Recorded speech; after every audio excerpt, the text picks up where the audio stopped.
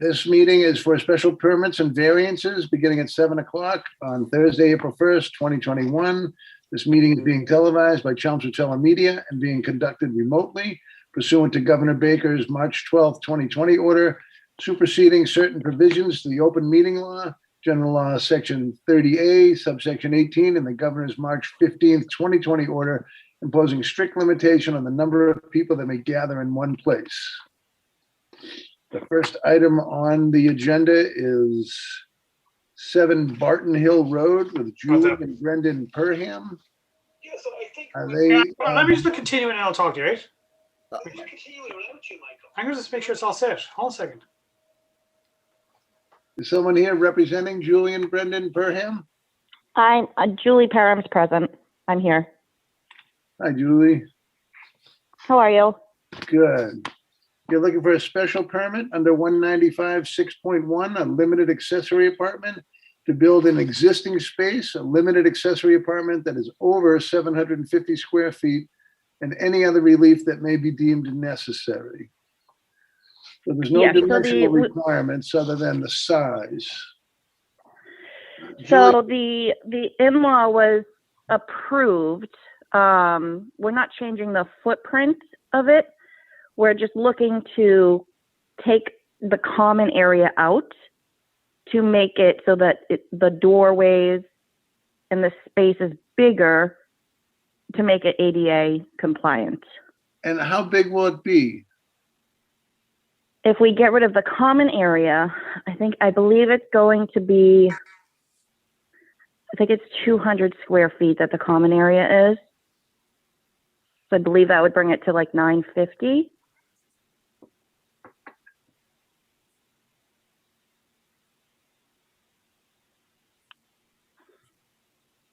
Where is the common area? Yeah. That space there? So 235 square feet. Yeah, is that what it is? So I'm doing the in-law for my father. Yep. And his health isn't the best, unfortunately. He has peripheral arterial disease within his legs. And he was actually supposed to go in for another surgery today. So we don't know if he's going to end up in a wheelchair. So I'm just trying to Preempt that. Plan That's ahead. understandable. Yeah.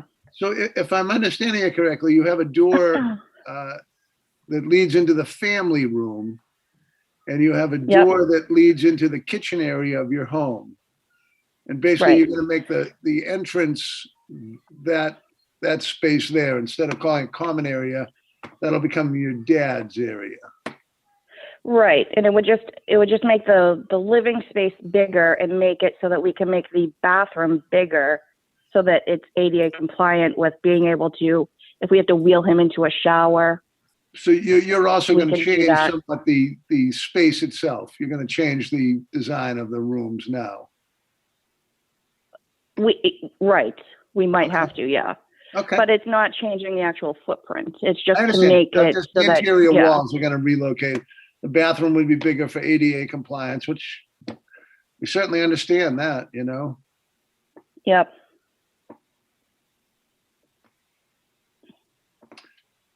So are there any questions from the board regarding this application at this time?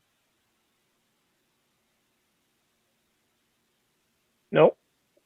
Seeing none, I'm going to go out into the audience. If there's anyone out there that would like to speak in favor or opposition to this project, now is the time.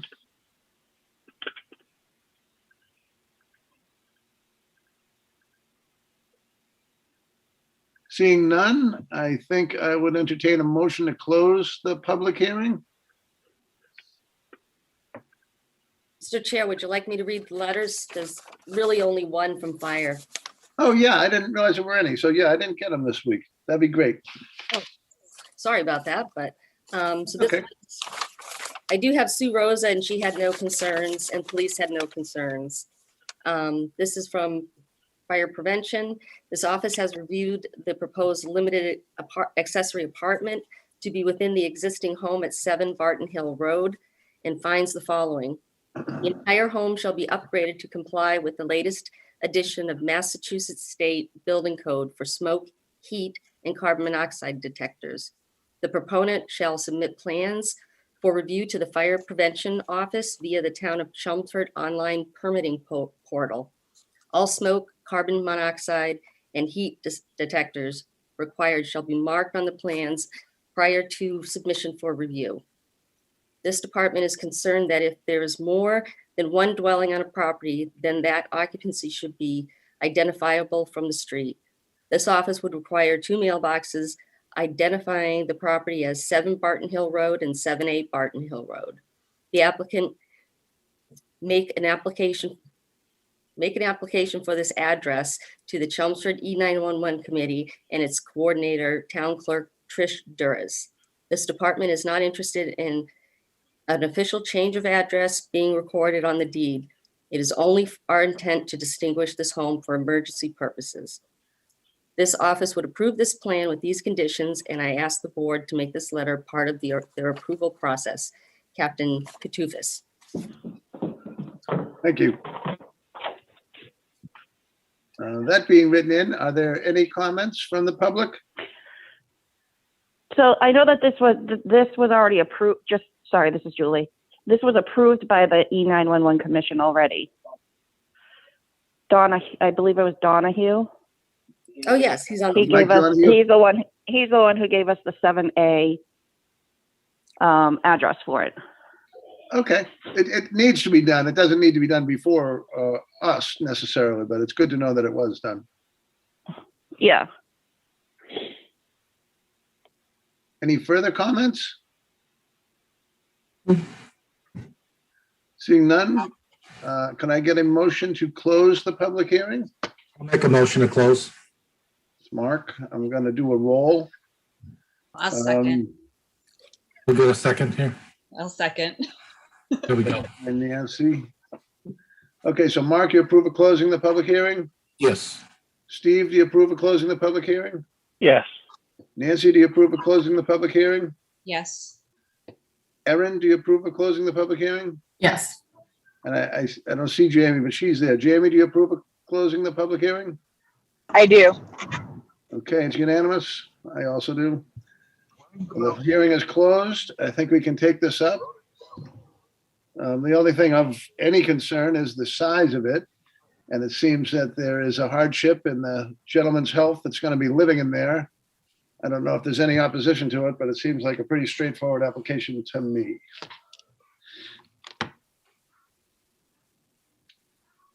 I'll make a motion to approve. Motion by Mark, I'll second. by Steve. And I'll take the roll again.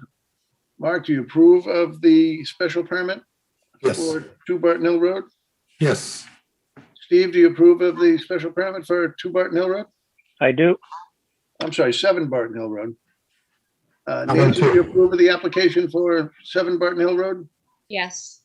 Erin, do you approve of the application for 7 Barton Hill Road? Yes. And Jamie, do you approve of the application for 7 Barton Hill Road? I do. I do as well. It's unanimous. Passes. Good luck with it. Thank you very much. Take care. The next item on the agenda is a continued public hearing, 24 to 30 Second Lane with Patrick Larkin. There's been a request to continue that for 1 month until the May 6th, 2021. I would need a motion to approve that. I'll make a motion to continue the public hearing for 24 to 30 Second Lane until the next scheduled meeting, 6th of May.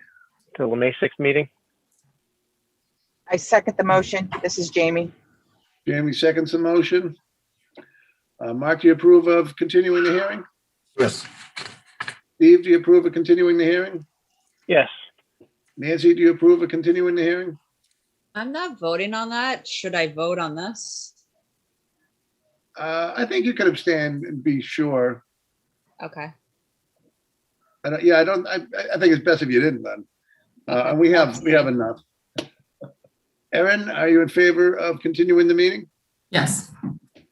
We could ask our attorney, let him earn some money while he's here, but Jamie, do you approve of the continuation? I do. And I do as well, so it's unanimous. We'll see those on the 6th. Would that be correct, Paul, to have her abstain from a vote on the continuance? Well, if she has recused herself from this matter, then she should definitely abstain from voting on anything having to do with it. Yes. I believe that is the case. She has. Yes. Being in a butter of sorts. Okay, our next continued hearing is 7274 Littleton Road, Michael Smith, requesting a variance under 195 non-conformity, seeking relief from lot area frontage to create a buildable lot and any other relief that may be deemed necessary. Is this Mr. Hausler here tonight? Are you speaking on behalf of Mr. Smith? I am. Good evening. I hope everybody can hear me. Thank you, Mr. Chairman. So after much work, and I believe Mr. Flaherty is still on with us, we asked Mr. Flaherty to provide 3 different alternative plans that we thought might be satisfactory to the one abutter that has expressed several concerns about granting some relief here. And no other abutters have challenged this or raised any concerns. And we identified the 3 plans, and you should have them.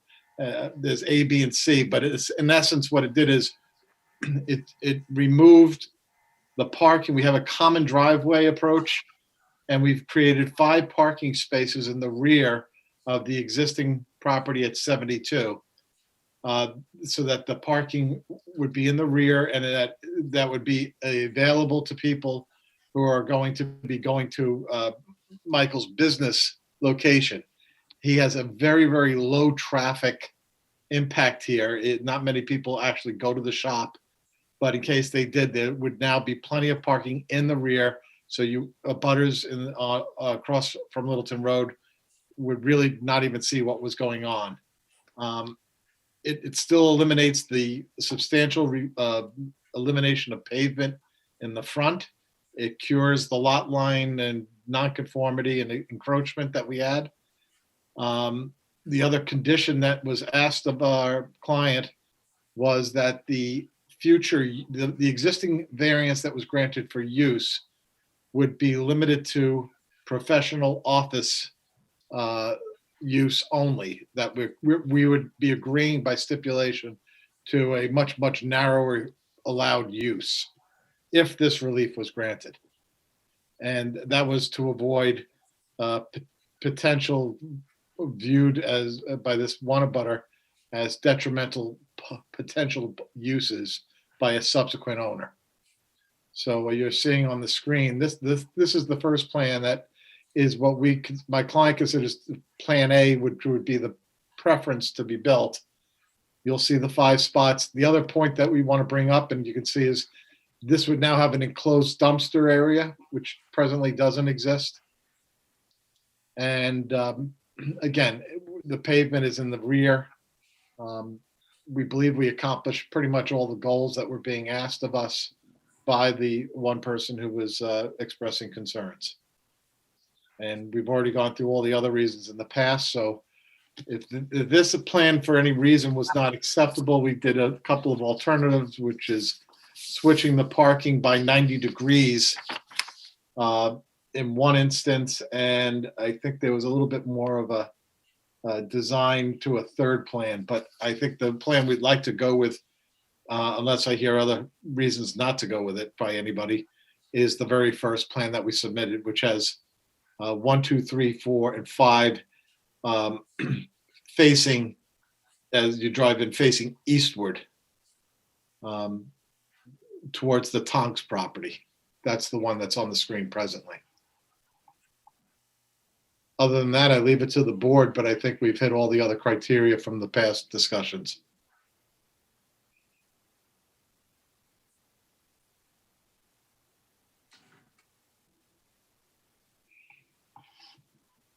So you're planning an easement for the access to that rather than a common drive. That's correct. And you see that jog in the lot line, that cures the existing encroachment that we have with the corner of the building that's shown as the shop that currently is actually on the other lot that exists today. So we would be adjusting that lot line to cure that problem. And ending up with a 10-foot setback. Correct. And the 8.6 obviously is existing now. That's correct. And just to make the board aware, again, the Hugglers and the Tonks are on each side of this, and the most affected have expressed their support for these plans.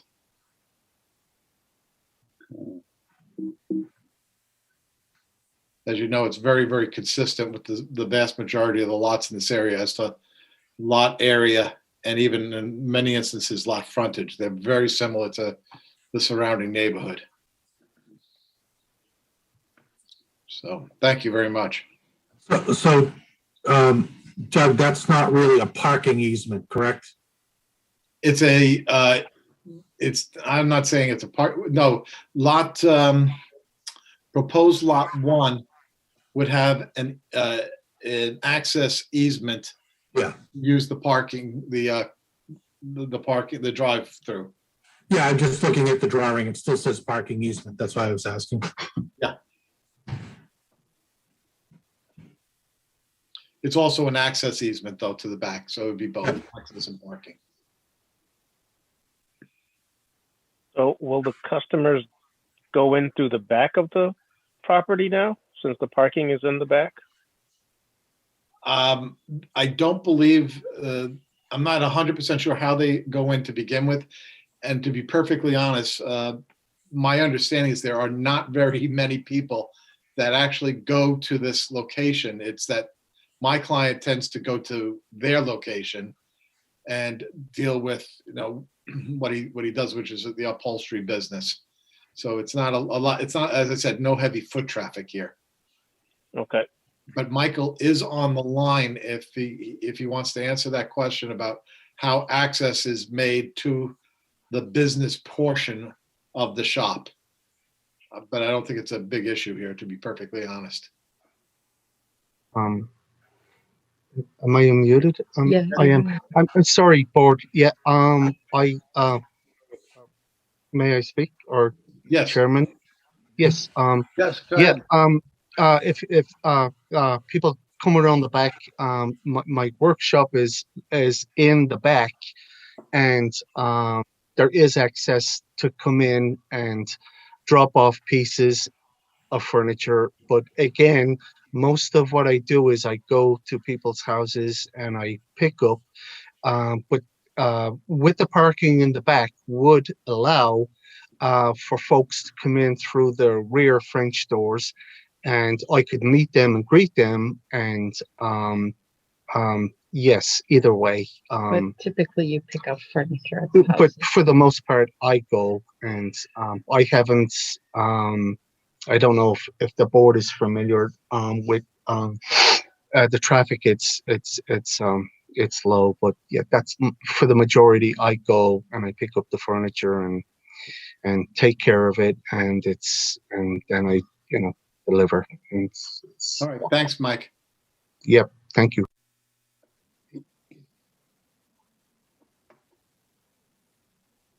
Are there any other comments from the board? I do. Is the driveway still going to be present on the left side? It still shows drive? Yes, I can't see it at the moment, but yes, that serves the people occupying number 72, the residential portion. yeah, so that is going to remain. That remains. That's always been consistent.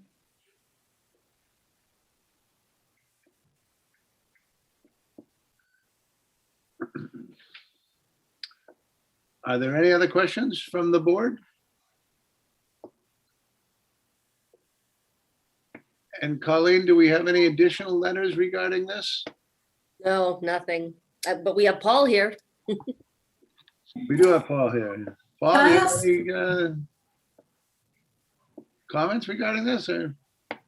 No, I don't have any comments. This is an unusual circumstance because the record indicates that there was a variance issued at some point, but for some reason it was never recorded, and we don't have any record of it in the town records.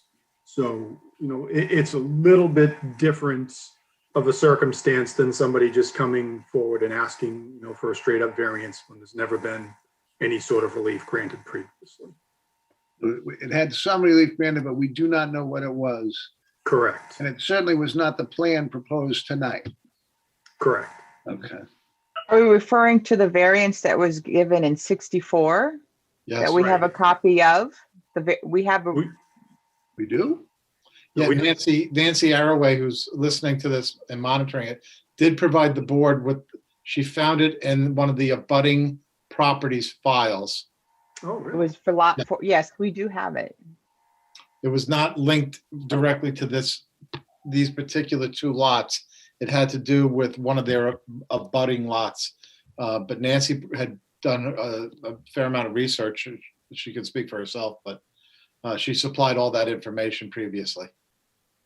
So It that had been variance was misfiled. If Nancy could tell us what the variance was what it was designed to do, it would be helpful. I could. That variance was actually written against the adjacent lot to strip it off of lot 2. So the effect was that lot 2 was never a freestanding lot because it was, before that variance, it was attached to the property on the right, and it was attached to this property under common ownership. And Not the after that Tonks, lot the was other- stripped the off, other it property? continued to be. Pardon? Not the Tonks property. The Hugler. The other property, the property on the south side. Okay.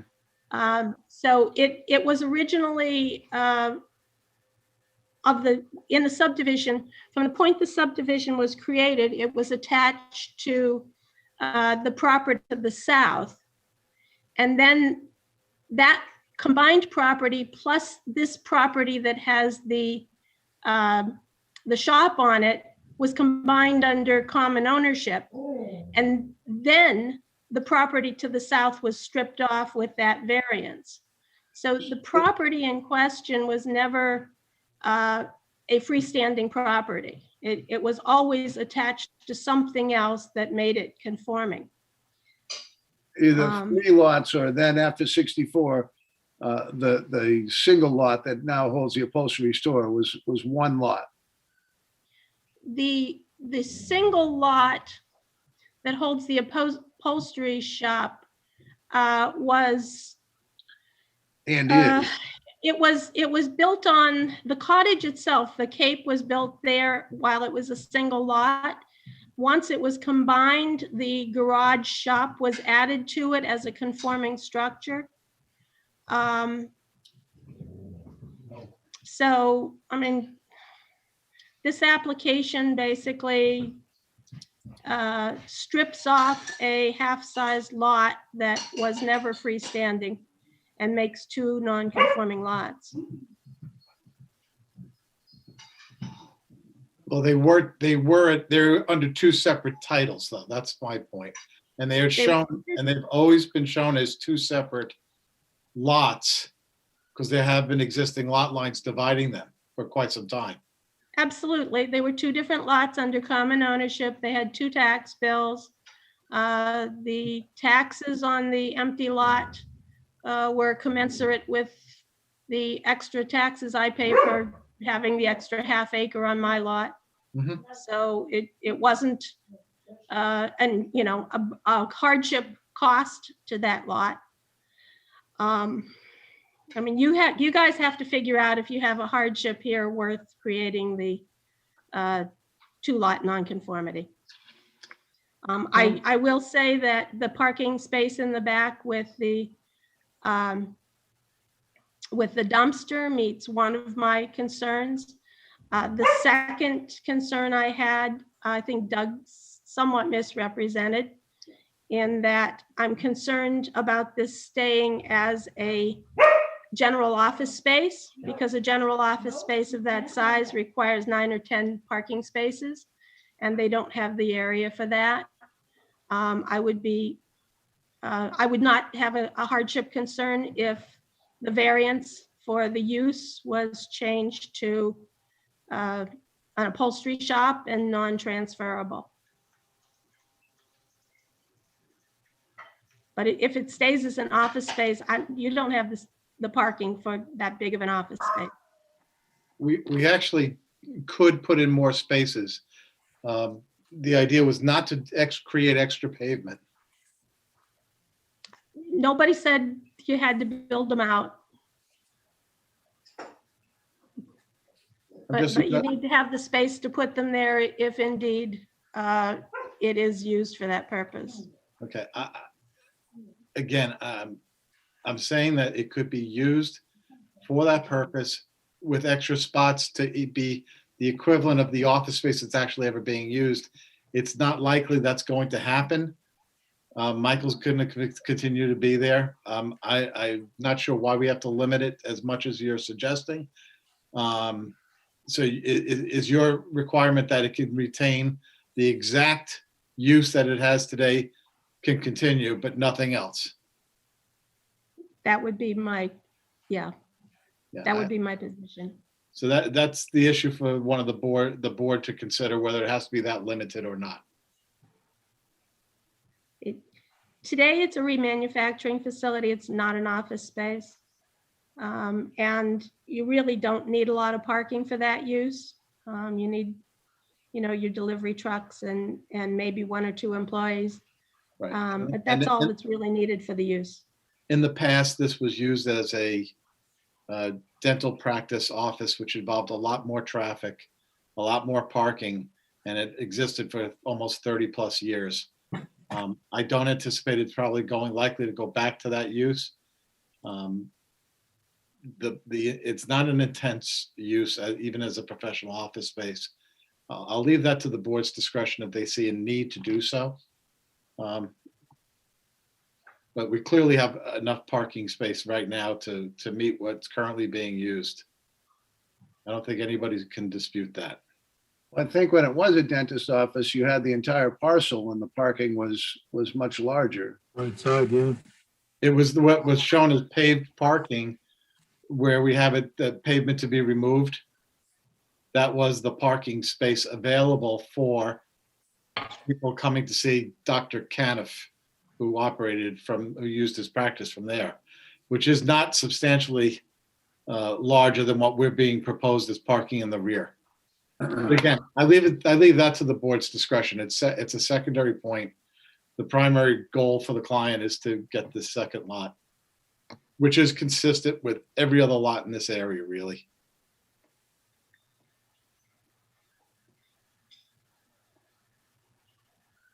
I'm going to ask, are there any other comments from the board? Are there any other comments from the audience tonight?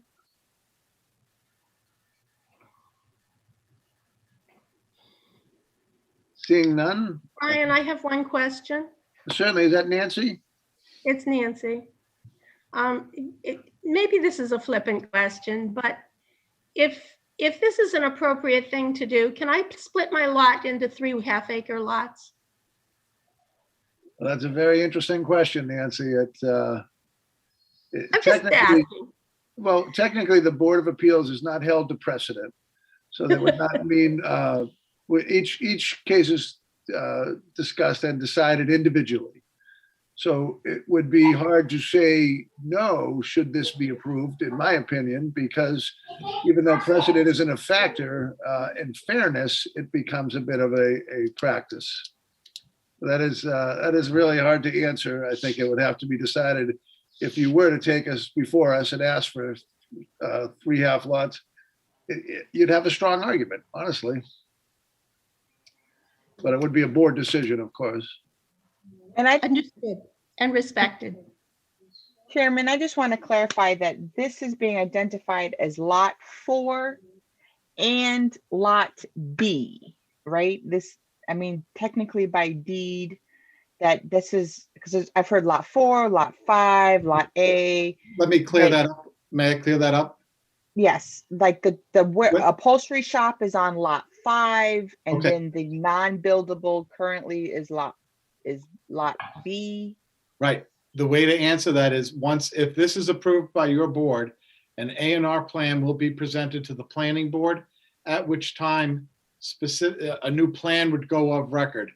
And Patrick Flaherty, whose stamp is on this and is on tonight, would prepare probably a plan that has a completely different numbering that's appropriate and clear up any of that kind of confusion. Yes, I- but A lot of right that goes now, back years and right years. now, Judy. yeah, but right now, right, trying to determine right now. Right now, legally, it's one lot that is conjoined by ownership. It's one single lot. So, but if there's enough evidence to indicate that 1964 variance actually happened, then legally, isn't it 2 lots? The variance divided out, I can't see the address or the name because of the way the screen is set up, but the property that was divided off is to the very right of us. It says remove pavement.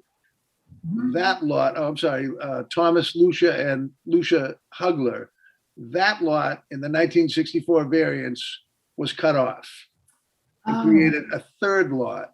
The lot line down the middle was proposed by Michael Smith and Pat Flaherty to divide this property. There was another line that went through this before that would create 2 different lots than we have now. That was not recorded anywhere, but it was set up in the tax bill. I don't know if That's not sewer and correct, water was Brian. separate, but it was. Brian, that's not accurate. Oh, if you could correct it, Doug, I'd appreciate it. No, and I'm not trying to be. No, I thought I had it right, but I'd No, love no. to hear. From a title perspective, today, there are 2 lots. We're showing the only difference between what's being shown is proposed lot 1 and proposed lot 2. And there is some reference in the past materials that I've submitted. The existing dividing line or boundary line between the 2 lots is more of a straight line that literally cut off the corner of the shop and went all the way from Littleton Road to the rear. But there are 2 separate titles to these 2 lots. But they are held in common ownership. But they are now, they've been held in common ownership. That is correct. 100% correct, Brian. So, Mr. Chairman, what that means is for zoning purposes, They're merged. they are merged as a single lot. However, for Because- conveyancing purposes, they are still 2 separate lots with separate identities. And they The will be, deed, the most recent deed file is listing them as lot 5 yes, and lot B. that's correct. But So that's that's what I'm asking is the shop, is that on lot 5? B. I believe that Lot is lot B. 5. Maybe Mr. Flaherty could clear that up if he has some of his notes. I believe technically it's on both. Yeah, I could help a little bit, I think. Thank you, Patrick. Yeah, there's, where you see proposed lot 1 now on the screen, that used to be called lot B. And where it says proposed lot 2, that was lot 5. And the reason they have, a letter and a number is there were 2 big subdivisions on Littleton Road. And one of them started, say where I have proposed lot 2 and went off to the right or off to the west. And the other subdivision went off the other direction. So, lot 5 was one of like 5, 4, 3, 2, 1. And lot B was part of A and B. There's just 2 plans. So there were 2 separate lots, 2 separate plans years ago. I mean, way back, Plan Book 9, which is even older than I am. So it's pretty special. Wow. So, Yeah, but what pretty you're saying is ancient. these 2 lots were never part of the same lot then? They were each part of different lots and Yeah. then just, That's When correct. they were purchased in common ownership. And what that does is merge the two lots together. So now they have become one, For zoning almost purposes, regardless of their. Yeah. it's only for zoning purposes, not Yeah. legal title purpose. Legal title, they are two lots. Okay, so lot 5 has always been taxed as a non-buildable lot. Yes, Okay. Which is what proposed lot 2 is. yes. Okay. Patrick, if this was allowed, would these lots likely be renumbered or how would you designate them if they were approved by both this board and as an A&R plan? Well, I would try and stay with this language. I would call it Lot 1 and Lot 2, so that if anyone looked at this plan, they would, my subsequent plan wouldn't confuse anybody. That's right. Okay, that's what I thought. All right, thanks. And for a Chairman, correct me, for a variance, there needs to be a hardship, am I correct? That is correct. So and I know it's been ongoing, so can you remind me what the described hardship is on this particular We could let petition? Mr. Haverty do it. He's a little better at it, but I can look it up. It's, Well, I think, Honestly- Mr. Chairman, I think the question is really to the applicant to explain what their hardship is. Oh, yes, I'm sorry. I didn't Yeah, want I to. thought we had done that like 3 meetings ago, so I really didn't think we I had. just need a refresher. I apologize. You No, probably I did, Doug, understand. but it was 3 meetings ago.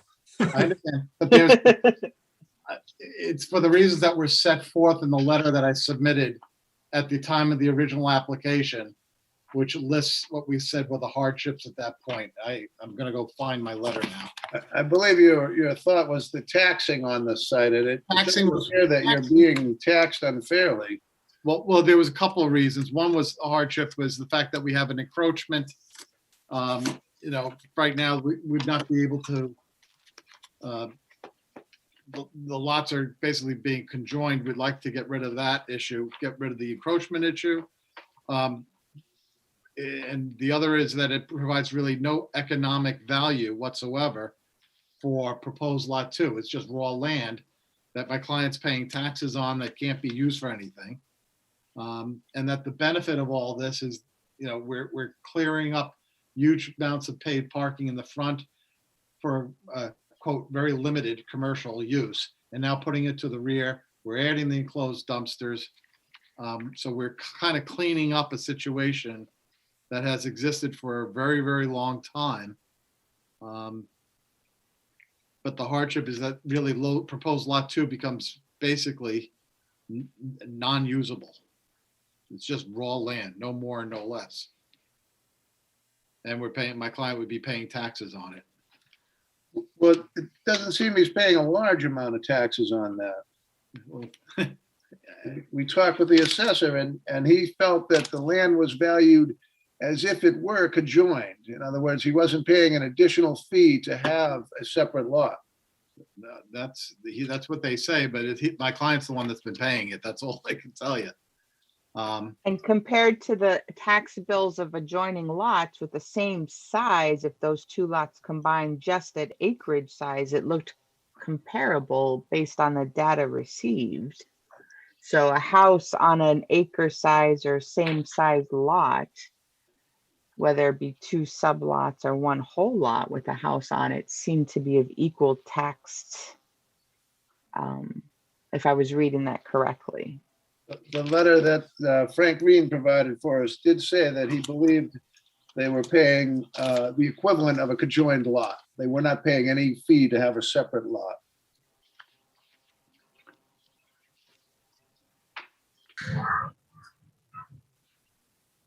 And I do remind everybody that it was our position that the lots had been grandfathered. I know that town council did not agree with us on that, but we did supply the history of these being treated as entirely separate lots. And up until 1964, or no, maybe even later, but at least 64. I think they became under common ownership at 65 or 67. that could have been a separate house lot back then as well. And it had always been treated as separate lots. Respectfully, if none of the abutters are challenging it anymore, most of them are at least everybody but one was satisfied. The one that wasn't satisfied, we went through a lot of work to make sure that we thought we met their conditions. And quite frankly, it's consistent with everything else that we've shown in the past. The issues of the hardship, value, it becomes relatively valueless to my client. And it's entirely consistent with the zoning in that area where you look at all these other lots along the line and they're of the same size as what's being proposed. So respectfully, I asked the board to just vote on that. Can we ask about the clients when he purchased the property, what his impression was of the lot's buildability, or what the legal standard was? When he bought it, I think it was in 2011. I could be wrong. I believe that when he bought it, that he understood the title to be two separate lots. To my knowledge, no one had ever applied previously for a separate house to be built on what is now being shown as proposed lot 2. From a title perspective, he thought he had 2 lots. I mean, did they show him surveys that indicated there were 2 lots there? I'm kind of wondering. The title would have shown 2 lots. That's from the Registry of Deeds viewpoint, you have 2 separate chains of title. That's always been true. The deed shows one description of property that includes the description of lot A and lot B. Right, but they show them as separate lots. That's right. I'm wondering if it's reasonable for him to think that he assumed it was 2 lots and that they were buildable. Even my property shows, even my deed shows 2 lots on it, but one is not buildable. The property was conjoined prior to Mr. Smith buying it. Is that right? That's correct. So it was a conjoined property when he purchased it. Yes, it was. I guess I can understand your argument that by zoning that is true.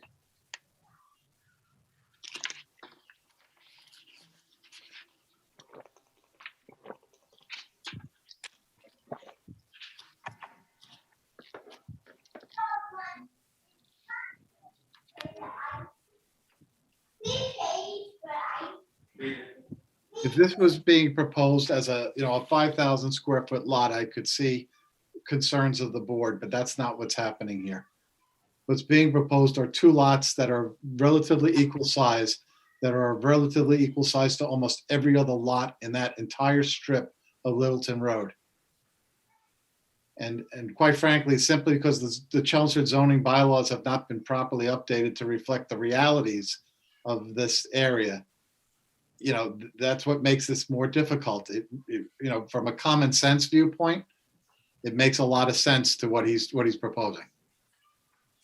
He's not doing anything that, in fact, this lot's even further set back, and he's curing some issues that exist right now with respect to the ugliness of a huge pavement area in the front. So we're going to wind up with a better looking result, and something that is very consistent with that neighborhood.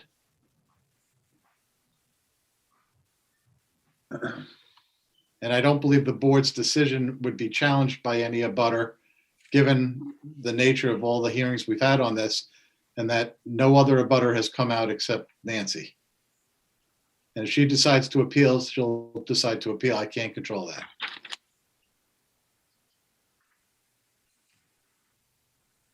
I just am so concerned about the frontage and the lot size proper that it's just putting 10 pounds of potatoes in a 5-pound sack. And that it's. But Brian, I don't agree with that, because that 10-pound potato in a 5, every other house then would have that same analogy. If you look at on those plans that we've submitted, every other house lot is, in fact, some are substantially smaller than the lot area, and they are substantially less of lot frontage. So it's not like we're trying to squeeze an extra small lot in an area that is, much, and combined with a bunch of other larger lots. It's, in fact, it's almost the opposite. We're taking what I would consider, from a zoning perspective, an extraordinarily large area and making it just more consistent with the neighborhood. There's nothing else except, I believe, Nancy's is about the only one that's close comparably in overall size to my client's property. Colleen, would it be possible to pull up the locust? I'm sorry, Brian? I was asking Colleen to pull up the locust for the area. Sure, give me just a second and I will. Thank you. Thank you, guys. Just while she's pulling that up, I know from my perspective, Doug, I agree with the general things that you're talking about. What I'm having trouble with is two things: the frontage and the rationale for the hardship. That's what I'm trying to, those are the two things I'm trying to figure out. There's no doubt it's a better setup. It's a better looking. I think it solves a lot of neighborhood issues potentially, but that's what I'm trying to wrap my head around, because of the complexities of it being conjoined and then, but not having separate titles, and it's kind of a mess, you know? We would be separating the titles at this point completely. That is another benefit to this plan. And we'd be getting rid of the encroachment, and we'd be getting rid of the pavement in the front. But Mark, I agree. I'm having trouble finding the kind of standard hardship. Like, there isn't a topography issue. It's not the lot shape. Right. I mean, there's some financial stuff, but I don't know if it would really qualify as I don't kind know of if it's valid. Yeah, financial hardship. I agree with you, Irene. That's what I'm trying to get around. Yeah. I don't even think the financial is necessarily valid Yeah. because of the situation. Yeah, that's what I'm thinking too.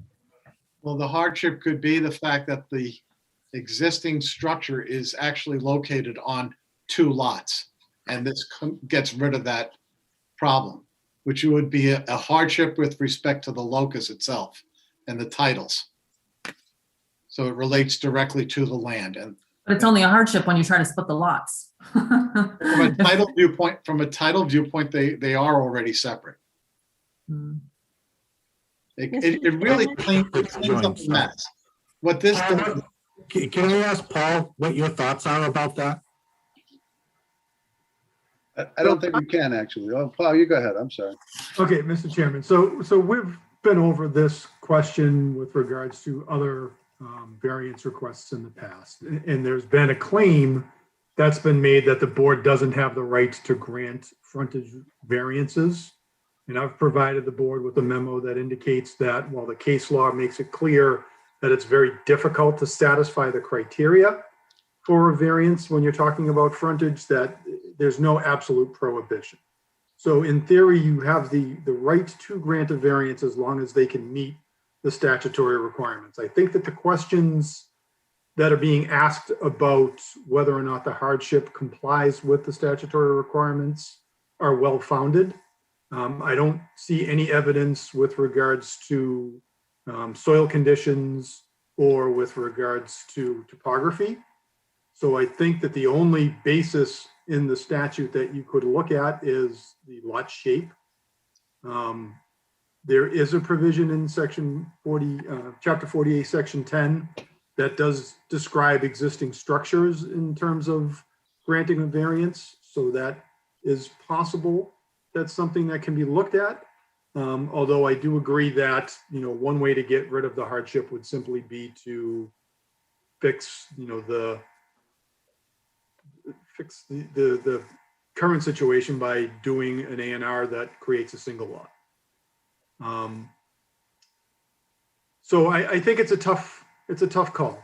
Can I ask Paul too, so if these lots were combined for zoning purposes, I feel like we had a case like this last year or the year before, where it was it's like a state law that does it, right? That they automatically get combined. Chapter 48, section 10. So as like home law state or whatever, aren't we specifically granted, as the Board of Appeals, as the Zoning Board of Appeals, permissions to overturn that state.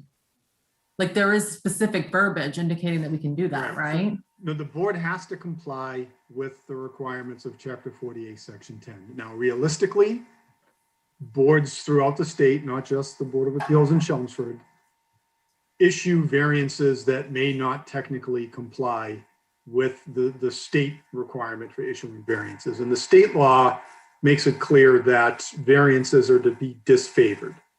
However, variances are very frequently issued that wouldn't technically meet the requirements. However, as long as there's no appeal within the 20-day appeal period, they go on the books and they are granted the same status as any other variance that may have been properly issued. It's very unusual for any grant of a variance to be upheld if there is an appeal, because the standards are that strict. So pretty much any time the board issues a variance, more likely than not, if there's an appeal, it's going to be overturned. That's right. There are some rare occasions where variances have been upheld, but the courts don't look favorably upon them. So to the extent the board wants to grant relief, it would be doing so based upon the premise that there's nobody looking to appeal this. But the board has granted variances for certain properties in the past, and it takes a pretty common sense approach. I think that the board should try to tie whatever determination it makes into the criteria and look at the lot shape and see if that has any basis on the request for relief. But at the end of the day, whatever you do, if you do a grant, it's probably going to be overturned if there's an appeal. If it's appealed, if it's ever appealed by somebody. Correct. Right. I would agree with that. And if it's not appealed after 20 days, it's as good as any other relief that the board grants. That's 100% accurate in my view too, Brian. Paul, sorry.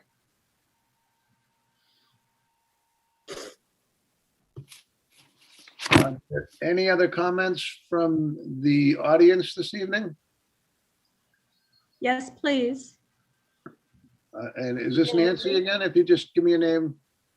Nancy Arroway, 65 Littleton Road. I just wanted to point out that in the letter I submitted to you, the attachment number 10 shows the 1956 building permit that added the current shop structure on. And that building permit lists the right-hand side yard width as 83 feet, which says when that building was added on, this lot was being used as a single lot. Or the combination was being used as a setback single lot. purposes. Yep. Or based on zoning, right? Yeah. And the other thing that I'd like to clarify is that I believe that I heard the applicant's attorney make the argument that having a conforming lot in RB is a burden because it's more yard than you can use. That's not what I was saying. Sounded like it. Well, that's not what I was saying, Nancy. And Nancy, if you're going to oppose it, you're going to oppose it. I can't do much more. Okay. Every other neighbor has been very supportive. And everybody else that's looked at it is saying it's consistent with the neighborhood. If you're going to appeal it, you're going to appeal it. I understand that. That's entirely up to you. I respect what you're going to do. Whatever you're going to do, you're going to do. I ask that the board give us the opportunity at least to have my client get the relief he wants. And if it's overturned, it's overturned. But if the board doesn't grant him the relief that he's asking, his entire application, the whole process is dead as of tonight. And I leave it to the board's discretion. They've done things like this in the past.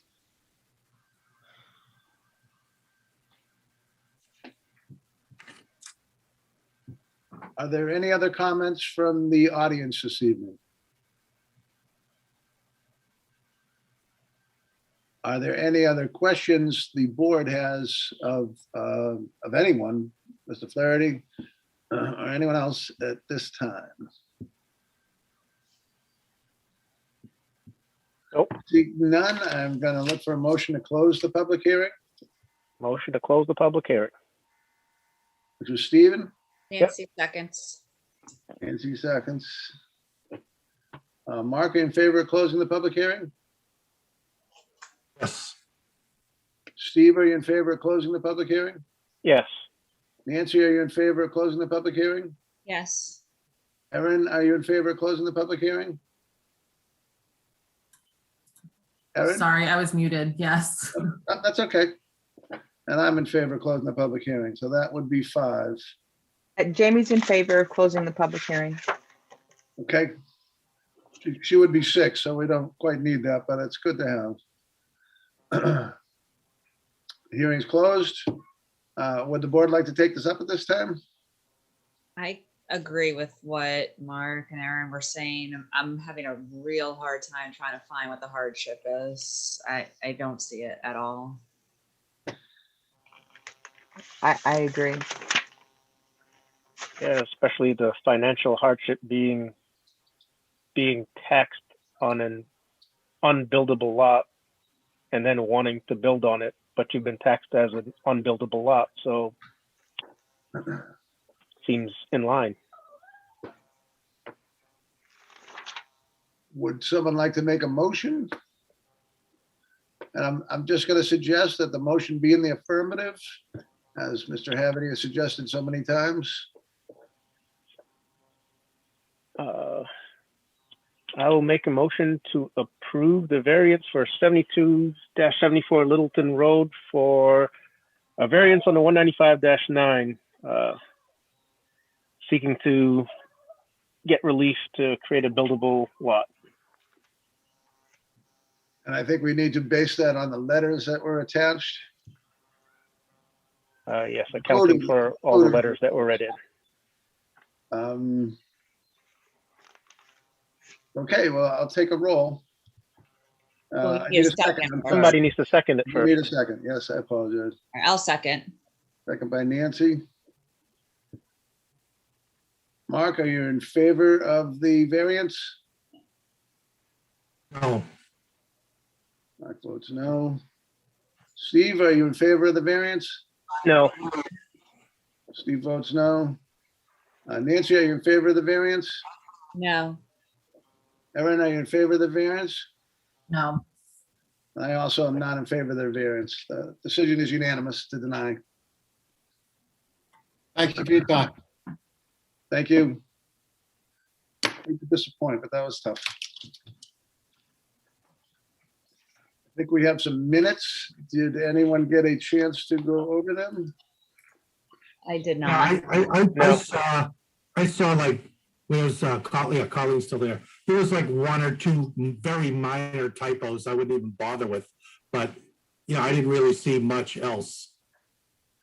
So we have meetings for December, January, February 5th as well, and 3-4. We want to approve them en masse, or is there any concerns about that?